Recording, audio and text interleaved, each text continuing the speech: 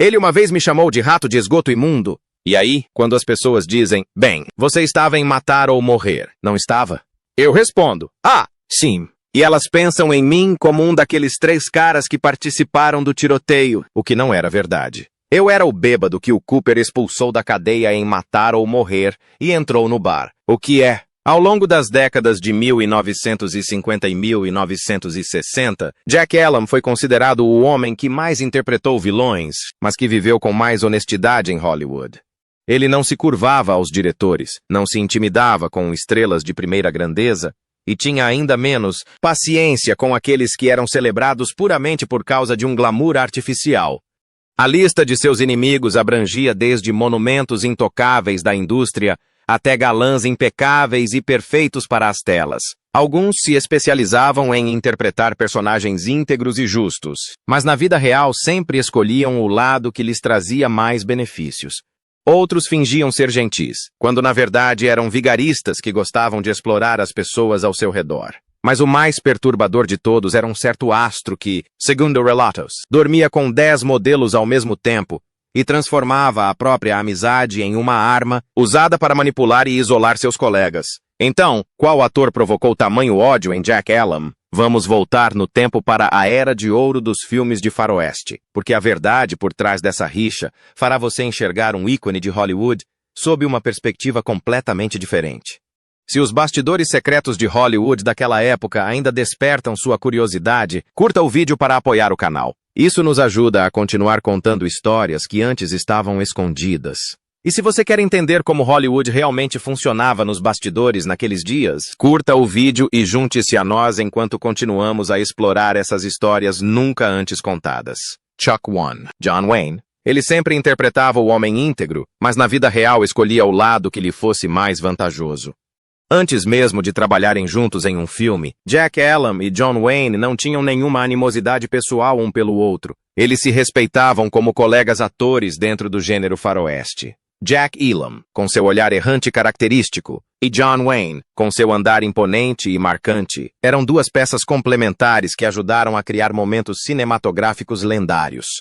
No entanto, tudo mudou no momento em que a palavra ação foi gritada. Isso aconteceu no set de Rio Lobo. Depois que toda a equipe estava completamente exausta, após 20 horas seguidas de filmagens ininterruptas, John Wayne repentinamente começou um discurso patriótico estrondoso de 2 horas.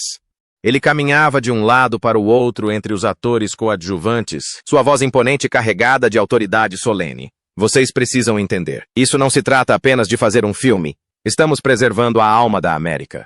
Sacrifício e coragem são o que nos diferenciam. Sentado em uma caixa de munição cenográfica, com um cigarro apagado pendurado entre os dedos, Jack Elam massageou suavemente as têmporas. Para ele, a voz de Wayne naquele momento não soava diferente de um ruído irritante e insuportável. Wayne deu um passo à frente e apontou diretamente para o rosto de Elam. Jack, especialmente você, o sacrifício do seu personagem pelo meu tem que ser perfeito. Tem que fazer o público acreditar que até mesmo um fora da lei pode morrer por uma causa nobre. Ela ergueu lentamente o olhar, um sorriso profundamente sarcástico se espalhando pelo seu rosto. Ele encarou Wayne como quem olha para um cervo tentando desesperadamente exibir seus chifres enormes. Noble, disse Elam com a voz rouca e áspera. Como você, sentado confortavelmente em sua mansão luxuosa, escrevendo cartas para os homens que estão lá fora lutando.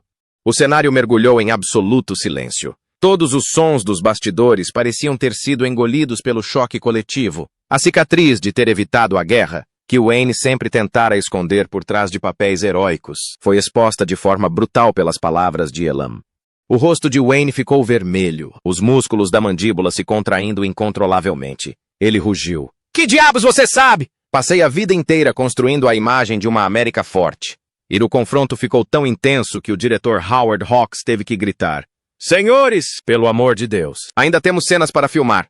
Mas Wayne se recusou a parar. Ele se aproximou do rosto de Elam. Se não fosse por essa sua cara miserável que me faz parecer bom em comparação, eu já teria te expulsado de Hollywood há muito tempo. O insulto atingiu como uma faísca em palha seca, mas Jack Elam não pestanejou. Levantou-se, sacudindo calmamente a poeira do traje. Vá em frente e tente, Duke. Elam sussurrou. Sua voz tão calma que chegava a ser perturbadora. Wayne cerrou os dentes, os punhos tremendo de raiva. Mas, sob os apelos do diretor Howard Hawks e a pressão do restante da equipe, ele foi forçado a recuar. O conflito terminou em um cessar-fogo instável, mas o ódio já havia se enraizado. Durante o restante das filmagens de Rio Lobo, o clima no set ficou carregado de hostilidade. Wayne começou a usar o poder de seu status de superestrela para criar obstáculos. Ele exigiu que o diretor cortasse os diálogos de Elam e relegasse suas cenas às sombras, tanto literal quanto figurativamente. O relacionamento entre eles depois daquele filme foi completamente destruído. Eles nunca mais se falaram, e Wayne jurou que jamais dividiria a tela com Elam. Muitos anos depois, quando Wayne faleceu e foi homenageado como um símbolo imortal de patriotismo, Jack Elam simplesmente deu uma longa tragada em seu cigarro ao ser questionado sobre seu antigo colega. Ele era um grande ator, especialmente quando se tratava de interpretar um grande homem. É uma pena que a vida real não venha com um roteiro pronto que permita escolher o lado certo. Mas para Jack Elam, John Wayne foi apenas o primeiro capítulo. Logo depois, outro homem entrou em sua mira, uma figura aclamada como gênio, mas que escondia uma natureza autoritária e uma fé cega ainda mais aterradora. 2. Charlton Heston. Ele pregava constantemente a moralidade, mas se comportava como um louco. Inicialmente, a relação entre Charlton Heston e Jack Elam baseava-se puramente no respeito mútuo. Um era um ícone monumental do cinema épico, o outro, o lendário vilão com cicatriz no rosto. Eles entraram no set de filmagem com a mentalidade de profissionais prontos para dar tudo de si. Mas o que os aguardava era uma colisão brutal. Aos olhos de Jack Elam, Charlton Heston se comportava como um deus distribuindo favores. Heston vivia como se nunca tivesse se despojado do manto de Moisés, o Deus dos 10 Mandamentos.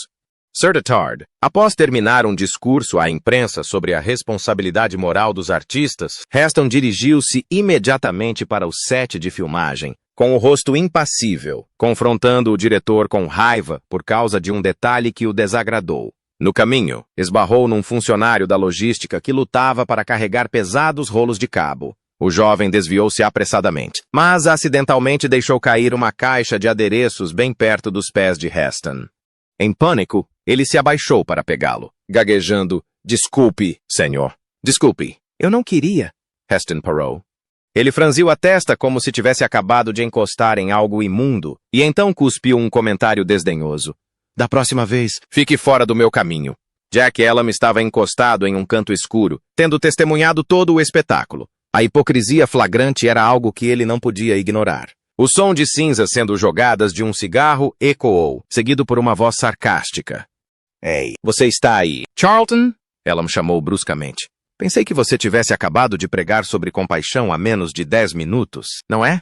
Heston se virou lentamente, seu olhar se voltando para Elam como se estivesse encarando um blasfemo. "Jack, você não entende", disse Heston, sua voz ainda grave e calorosa, mas gélida por baixo da superfície. "Se quisermos preservar a dignidade desta indústria, devemos manter a ordem." Elam curvou os lábios num sorriso torto, repleto de escárnio. "Que hipocrisia! Você sobe num pódio pregando moralidade como um profeta, mas na realidade trata as pessoas como escravos." As feições esculpidas do rosto de Heston se contraíram. Ele rosnou, cada palavra afiada e deliberada. "Você é só um ator coadjuvante, Jack. Seu trabalho é me ajudar a ficar perfeito na tela." Com isso, Heston empurrou Elam para o lado sem hesitar.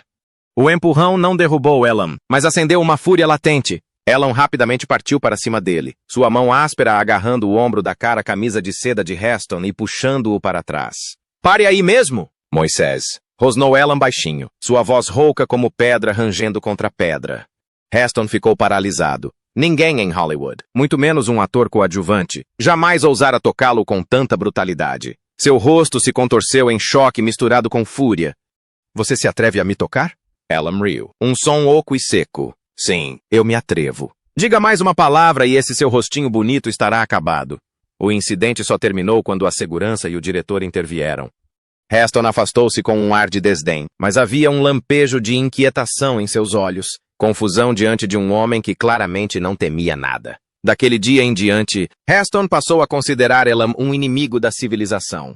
Ele usou sua influência para espalhar rumores de que Elam era um homem mentalmente instável. Muitos diretores começaram a hesitar sempre que o nome de Jack Elam era mencionado. temendo que sua presença perturbasse a atmosfera digna que estrelas de primeira linha como Heston estavam tão determinadas a proteger. Em entrevistas posteriores, Jack Elam às vezes ria ao falar sobre Heston.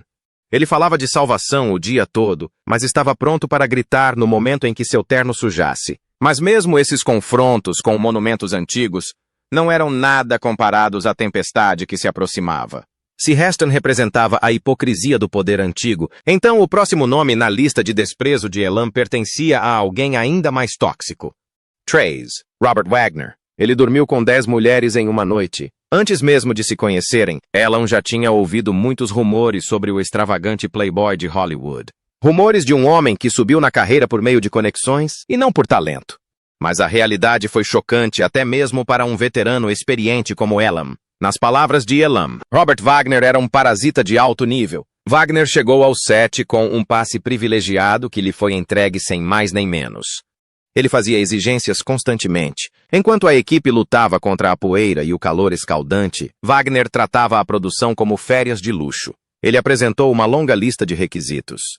Desde insistir em ter 10 modelos ao seu redor, até exigir cafés da manhã preparados com ingredientes de primeira qualidade e apresentados como em um restaurante 5 estrelas no coração de Beverly Hills. Será que o garoto pensa que está aqui para fazer um filme ou para escolher uma noiva para a realeza? Elam resmungou, dando uma tragada no cigarro, com os olhos fixos com desdém no carro particular de Wagner. Certa vez, quando Wagner reclamou que a iluminação fazia sua pele parecer menos radiante, Elam finalmente perdeu a compostura.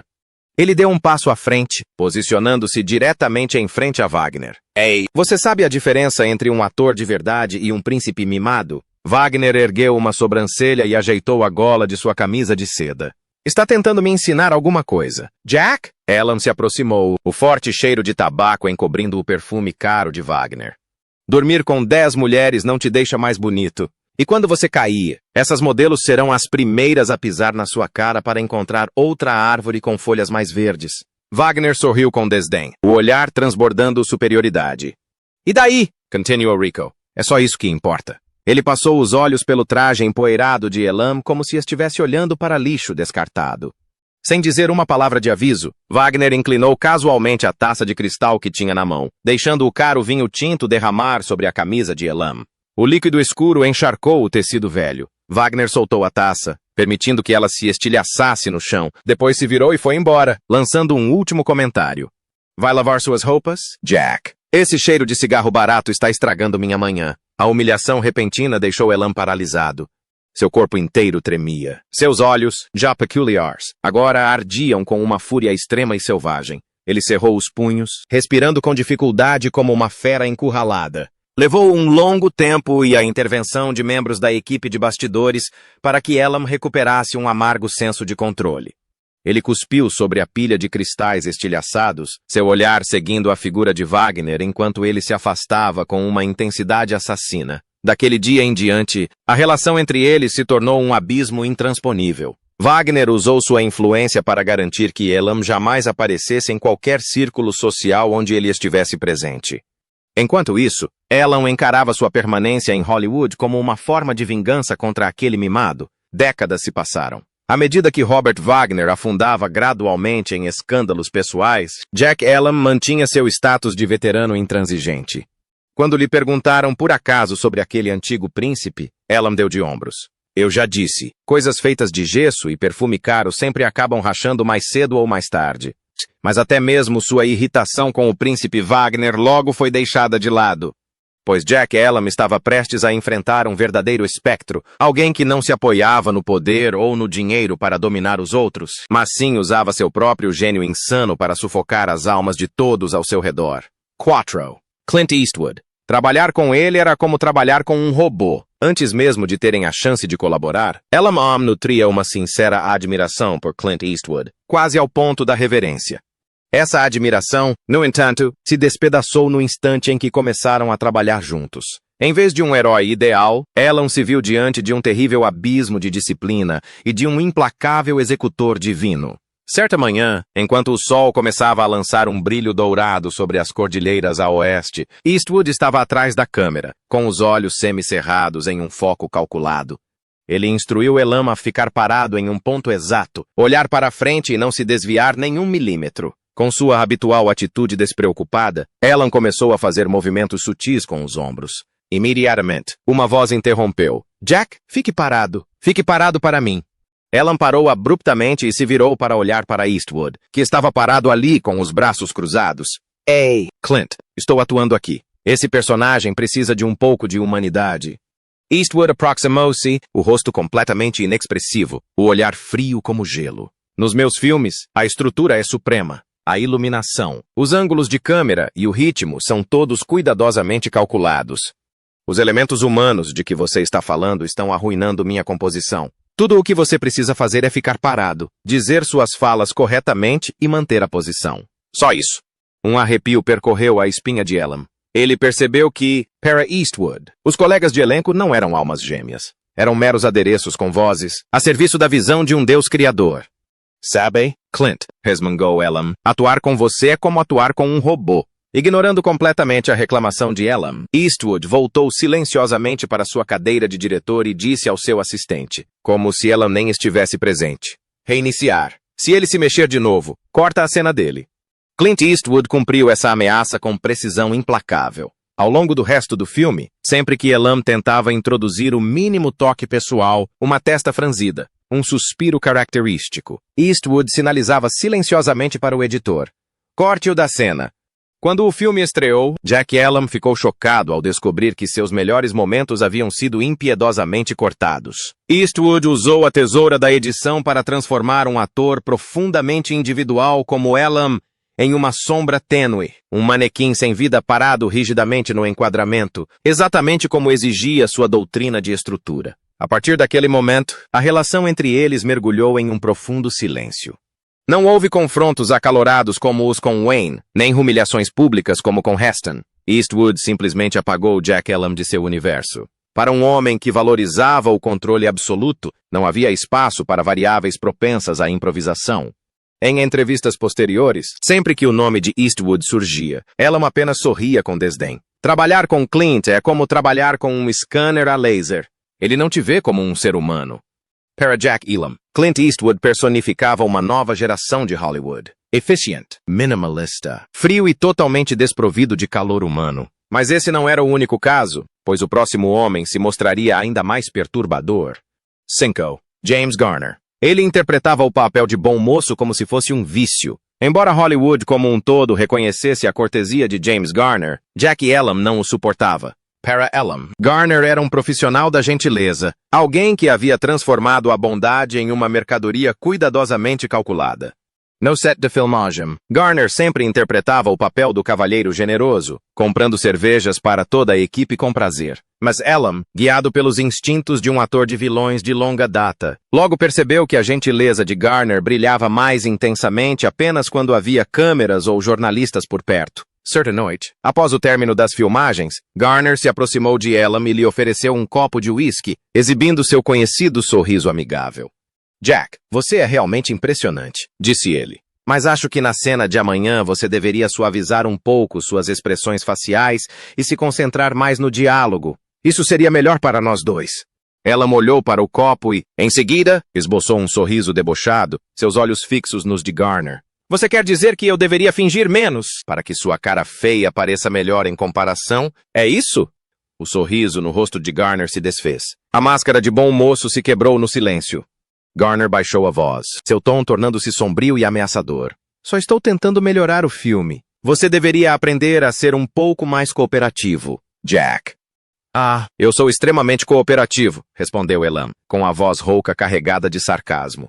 Sua gentileza sempre tem um preço. Você é gentil para que as pessoas o atendam com mais prazer, para que você possa manter esse título de homem mais amado de Hollywood. Que maravilha! Garner pousou o copo sobre a mesa, ajeitou a gola da camisa e se afastou com uma calma quase assustadora. Daquele dia em diante, Garner manteve sua gentileza com Elam em público. Mas, nos bastidores, ele usava sua influência discretamente para isolá-lo. Nas festas de encerramento das filmagens, o nome de Jack Elam desaparecia repentinamente das listas de convidados. Quando Elam chegava ao set, percebia que seu horário de filmagem havia sido alterado para os horários mais inconvenientes, enquanto Garner sempre tinha prioridade.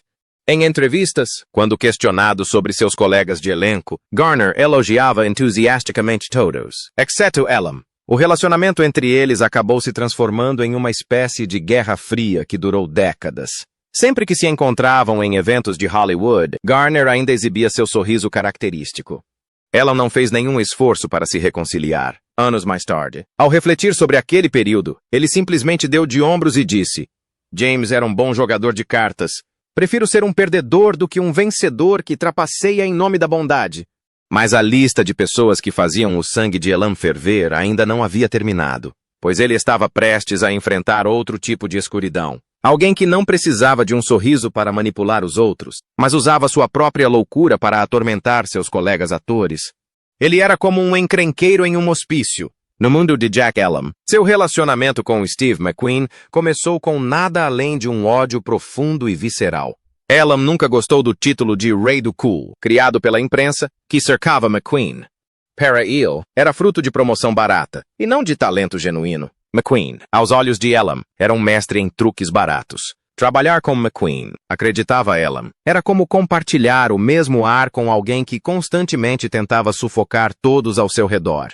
No set de filmagem, McQueen sempre causava problemas de maneiras sutis. Sempre que outro ator tinha uma fala, ele acendia um isqueiro, ajustava a aba do chapéu ou fazia algum pequeno movimento, o suficiente para atrair todos os olhares de volta para si. Uma cena sob o sol escaldante do deserto foi a gota d'água. Enquanto Elam estava completamente absorto no momento, McQueen começou deliberadamente a jogar uma moeda para o ar no instante em que a câmera se virou para ele. Elam parou, com a voz rouca e áspera. Ei, Steve, você está atuando ou fazendo um show de mágica? McQueen deu um sorriso presunçoso e deu de ombros. Estou apenas dando um toque especial ao personagem. Só isso. Você acha que eu não vejo o que você está fazendo? Elam retrucou, com um olhar tão penetrante que parecia capaz de furar a arrogância de McQueen. Você não está melhorando o filme. Você tem medo de que, se ficar parado, as pessoas percebam que você não tem nada além dessa aparência rude e durona. O rosto de McQueen congelou. Ele se aproximou. As pessoas pagam para me ver. Você é só figurante. Então faça seu trabalho como figurante. Elam soltou uma risada seca e zombeteira. Você tem razão. Eu sou figurante. Mas figurante de verdade dura mais do que estrelato emprestado. Você pode roubar a cena hoje, mas nunca conquistará o respeito das pessoas ao seu lado. O confronto só terminou quando o diretor interveio. Nos dias seguintes, McQueen usou seu prestígio para cortar as melhores cenas de Elam. Elam não respondeu com barulho ou espetáculo. Respondeu com um silêncio desdenhoso e uma imobilidade pétrea em meio às correntes teatrais de McQueen. Para Elam, McQueen personificava uma geração de Hollywood deslumbrante, porém vazia. Sempre prontos para passar por cima dos outros só para brilhar um pouco mais. Mas a hipocrisia e o egoísmo dessas estrelas ainda não eram o pior. Havia um último nome na lista de Elam. Um homem cujo ego era enorme e cujo poder transformou o set de filmagem em um lugar construído unicamente para servi-lo. Set. Burt Reynolds. Seu charme não passava de um produto com prazo de validade. Na década de 1970, Burt Reynolds dominou as bilheterias. Mas, aos olhos de um veterano experiente como Jack Elam, o ator não passava de uma criança mimada que havia recebido atenção demais. No set de filmagem de A Corrida de Cannonball, o clima era constantemente perturbado pelas entradas caóticas de Reynolds e sua grande comitiva. Reynolds se comportava como se cada centímetro de chão que pisasse devesse ser dourado. Durante uma cena em grupo, ele casualmente fez toda a equipe esperar por horas só para que ele pudesse aperfeiçoar o visual do seu bigode. Quando chegou a hora de filmar, Reynolds se aproximou e deu um tapinha no ombro de Jack Elam como se estivesse dando tapinhas em um garçom, falando em um tom condescendente. Ei, Velout, tente ficar um pouco de lado quando estivermos filmando.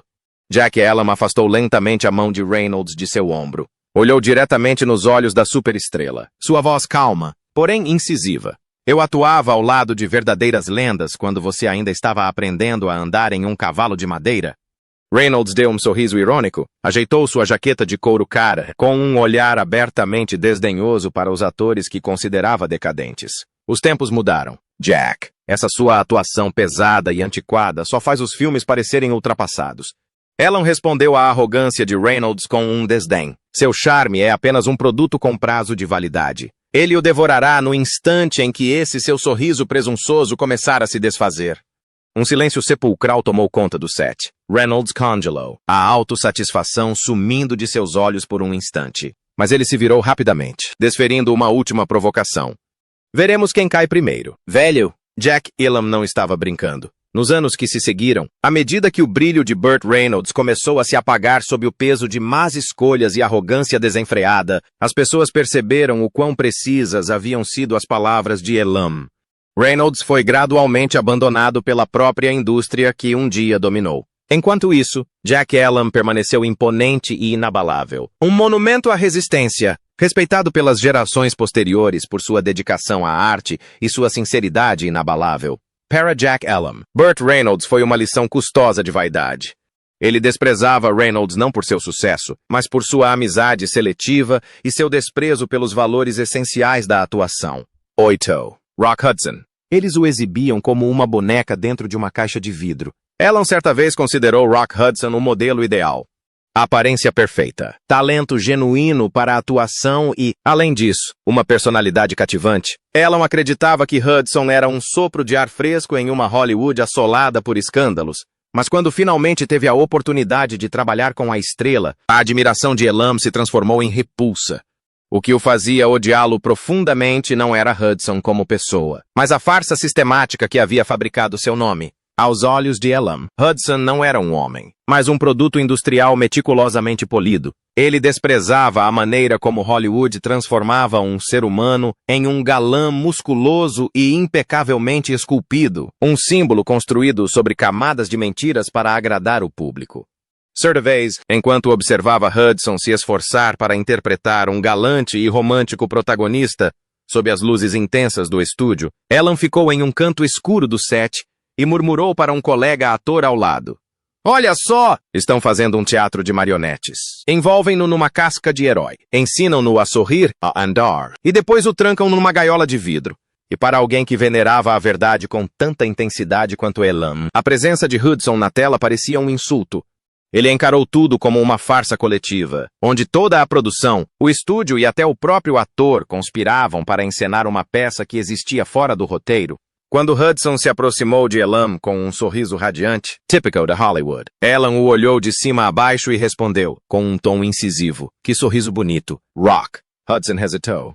Estou apenas fazendo meu trabalho bem feito, Jack. O público quer ver um herói, e eu lhes dou o que querem. Elam curvou os lábios, deu uma longa tragada no cigarro e soltou a fumaça no ar. A culpa não é sua, Rock. Você é apenas uma vítima patética dessa fábrica de artificialidade. Mas não me peça para te respeitar. Para Elam, Hudson era a prova viva de que Hollywood podia destruir a identidade individual em troca de lucro. Ele não odiava Hudson como pessoa, mas simplesmente não conseguia aceitar a imagem vazia de galã que o sistema havia criado. As rixas com monumentos e galãs estavam chegando ao fim, mas a crônica do desprezo de Jack Elam ainda tinha uma última página para virar. Um capítulo sobre um homem taxado de gênio, que Elam acreditava não apenas ser uma farsa, mas também carregar dentro de si as sementes da brutalidade justificada em nome da arte. E, no fim, o mais assustador não é quem Jack Elam odiava, mas por que odiava com tanta intensidade. Elam não odiava por inveja, nem por ter sido derrotado no jogo da fama. Ele odiava porque via com dolorosa clareza a podridão por trás dos holofotes. As pessoas eram celebradas não por seu talento, mas por seu poder, suas conexões e o medo que espalhavam para manter os outros na linha. Jack Elam compreendeu, muito cedo, uma verdade que Hollywood sempre tentou evitar. Esta indústria não entra em colapso por causa de vilões óbvios, mas sim por causa de grandes homens que nunca são questionados. Homens que entram nos sets de filmagem como realeza, enquanto dezenas de pessoas anônimas se matam de trabalhar para manter a máquina funcionando. Ele não escreveu memórias para se defender. Ele não se apresentou diante das câmeras para acusar ninguém. Não construiu uma imagem de si mesmo como um homem bondoso ou uma vítima da opressão. Elam escolheu o silêncio. Ele optou por se afastar e deixar que seu desprezo existisse como um veredicto que não exigia explicação. Só agora, à medida que as histórias dos bastidores vêm à tona, as pessoas começam a entender. Jack Elam não era um homem difícil.